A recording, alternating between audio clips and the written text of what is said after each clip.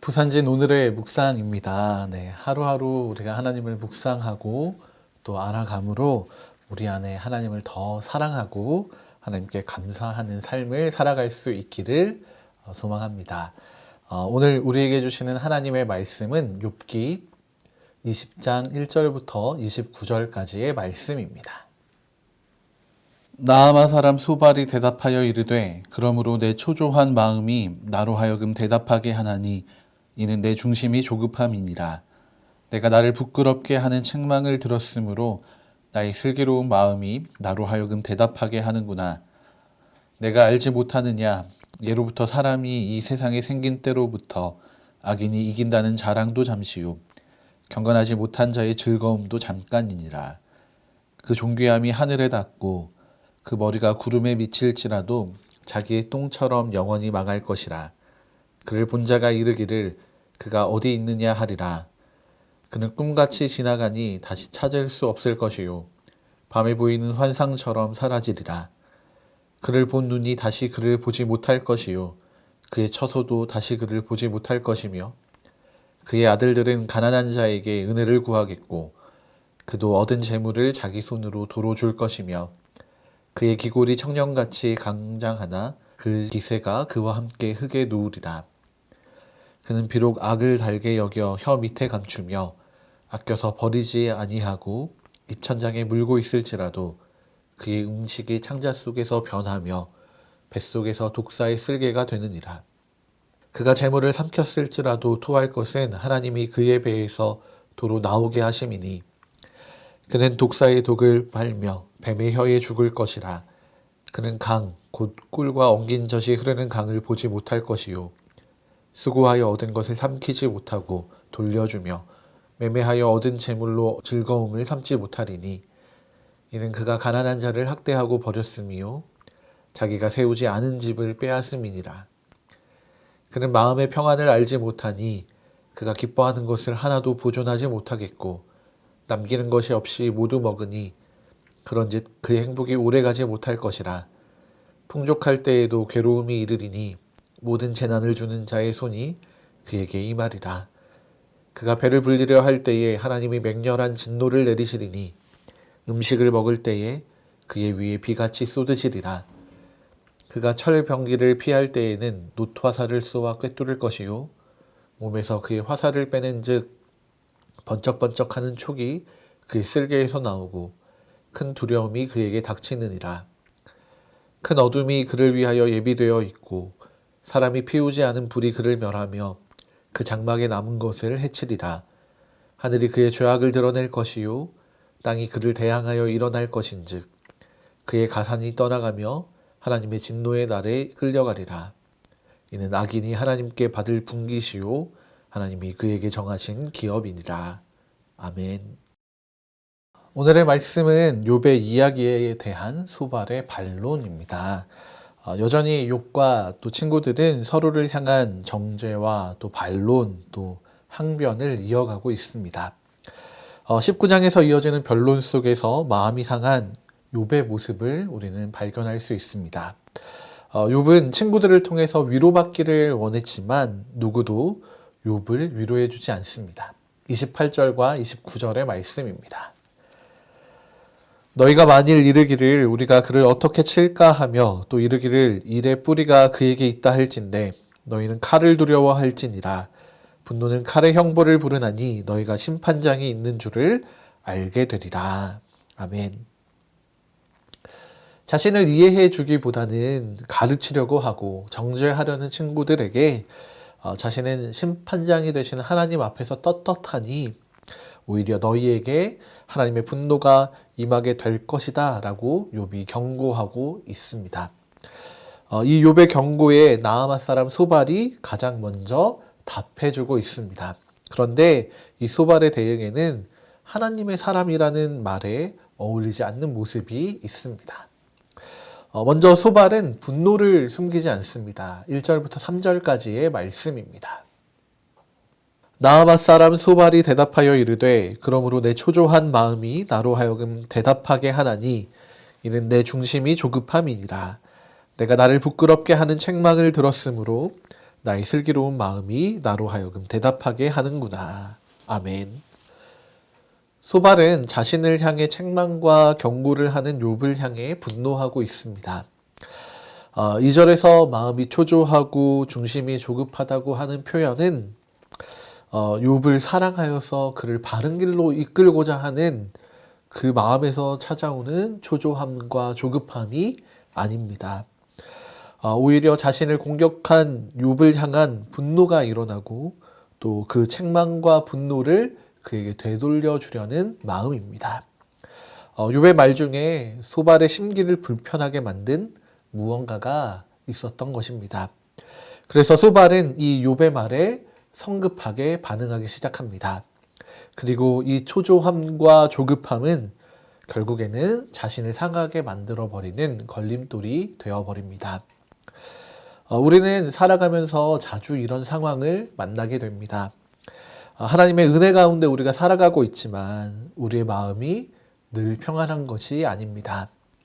우리에게도 분노와 격정이 일어날 때가 있습니다. 소발의 경우처럼 욥의 한마디가 마음을 혼란하게 만드는 경우가 있습니다.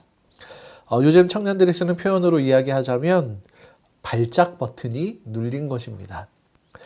우리 모두는 마음에 걸림이 되는 말이나 행동들을 가지고 있는데 버튼을 누르면 불이 켜지듯이 우리의 마음이 상하고 때로는 분노하게 되는 그 말들과 행동들이 있다는 것입니다.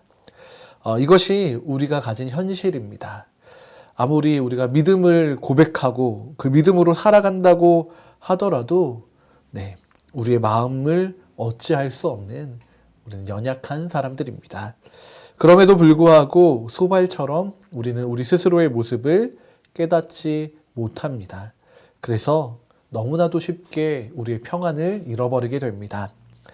나의 옳은만을 주장하며 또 성급하게 말하고 행동하게 되는 것입니다. 오늘 우리 삶 가운데 예수 그리스도를 통해서 주어진 하나님의 평안이 가득하게 되기를 소망합니다. 우리의 기준, 우리의 옳음 때문에 발생하는 우리 스스로의 조급함과 초조함을 내려놓지 못한다면 우리에게는 이 하나님의 평안이 찾아올 수 없습니다.